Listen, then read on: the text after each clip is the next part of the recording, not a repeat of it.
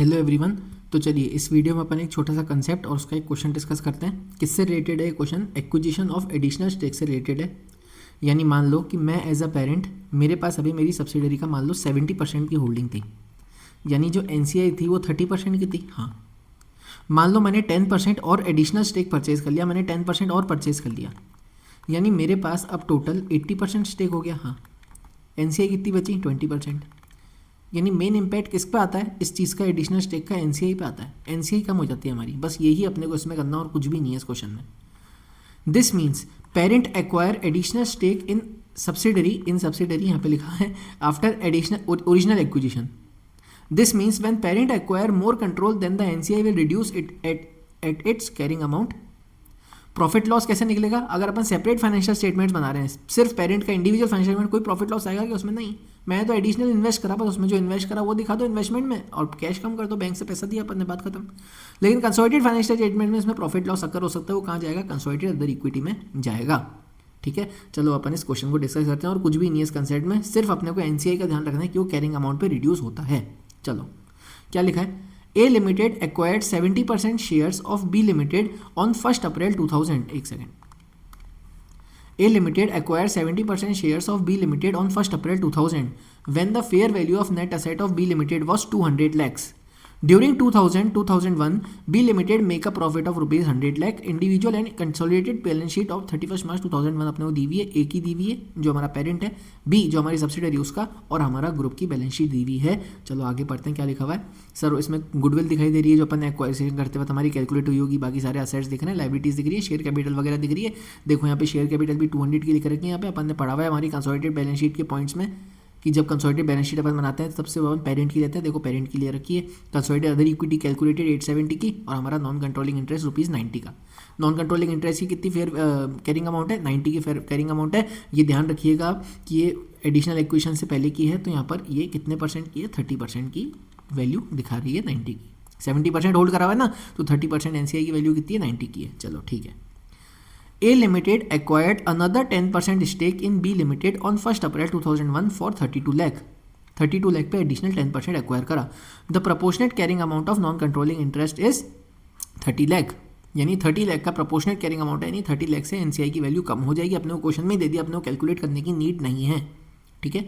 Show the individual and consolidated financial statement of group immediately after the change in non controlling interest. Basic से पहले अपन general entry समझ लेते हैं इसकी कैसे होगी।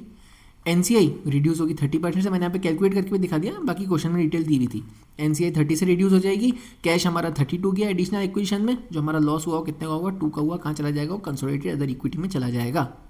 चलो अपन इसकी बैलेंस शीट बना लेते हैं। सिंपल क्वेश्चन से डिटेल देखनी है अपने को। ए प्लांट एंड मशीनरी में कोई चेंज नहीं, 627, 200 की इसकी टोटल 827, गुडविल सेम रहेगी। इन्वेस्टमेंट, हाँ इन्वेस्टमेंट में देखो पहले कितने का इन्वेस्टमेंट दिख रहा था अपना? 150 का दिख रहा था। 150 का पहले इन्वेस्टमेंट दिख रहा था, अपन ने 32 का और इन्वेस्टमेंट करा, कैश दिया ना भाई। इन्वेस्टमेंट कितने से बढ़ा? 32 से तो बढ़ा। 32 का अपन ने कैश दिया, तो क्या होती है एंट्री? सेपरेट फाइनेंशियल स्टेटमेंट में इसकी क्या एंट्री होगी? इन्वेस्टमेंट, जो अपन एडिशनल स्टेक परचेज कर रहे हैं उसकी इन्वेस्टमेंट टू कैश। कितने का करा? 32। इन्वेस्टमेंट 32 से बढ़ गया, तो ए की इंडिविजुअल फाइनेंशियल स्टेटमेंट में कितना दिखेगा? इन्वेस्टमेंट 182 का दिखेगा।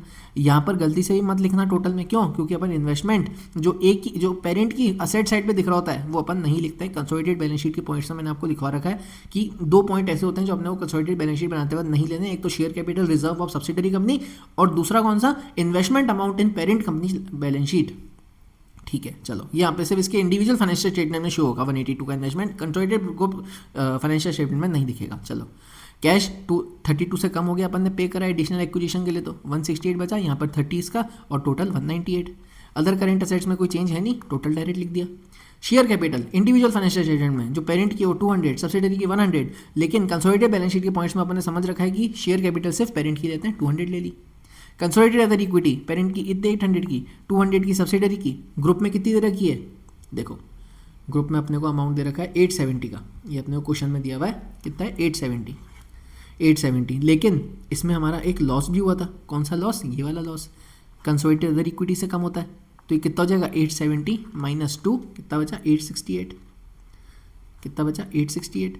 एनसीआई की वैल्यू कितनी थी पहले? 90। किसको दर्शा रही थी? 30% के इंटरेस्ट को। याद है 90 की कैरिंग अमाउंट दी हुई थी अपने बैलेंस शीट में। हाँ, एनसीआई की वैल्यू रिड्यूस हुई ना, कितनी रिड्यूस हुई देखो अपन जनरल एंट्री कितनी रिड्यूस हुई। एनसीआई कहाँ पे शो होती है, लाइबिलिटी साइड में शो होती है। लाइबिलिटी का इंक्रीज होना मतलब क्रेडिट, डेबिट होना मतलब रिड्यूस, ऐसे भी आप याद रख सकते हो। एनसीआई की वैल्यू रिड्यूस हुई है 30 से, अपन ने एनसीआई की वैल्यू 90 माइनस 30 कितनी बची, 60 बची। बेसिक बैलेंस शीट है, कुछ भी खास बात नहीं है, सिर्फ टोटल अमाउंट को ऐड करा, जो ऊपर ने एंट्री करी थी अपन ने वो दर्शा दी।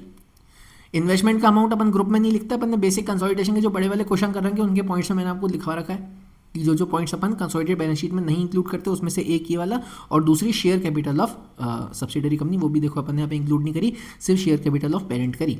और कुछ भी खास बात नहीं है इस क्वेश्चन में, सिंपल सा क्वेश्चन है। बैलेंस शीट पूछी थी अपने से इंडिविजुअल की दोनों की, ए लिमिटेड बी लिमिटेड की इंडिविजुअल और ग्रुप की, वो अपन ने बना दी। और जो ऊपर अपन ने एंट्री करी थी अभी एडिशनल इक्वेशन की, उसका यहाँ पे इफेक्ट दिखा दिया, यहाँ पर इफेक्ट आ गया, यहाँ पर इफेक्ट आ गया, और जो हमारा कैश कम हुआ यहाँ पर इफेक्ट आ गया। ठीक है, तो ये पीडीएफ आपको टेलीग्राम चैनल पे मिल जाएगी। उम्मीद करता हूँ आपको ये क्वेश्चन समझ में आ गया होगा। सपोर्ट कीजिएगा। Thank you so much.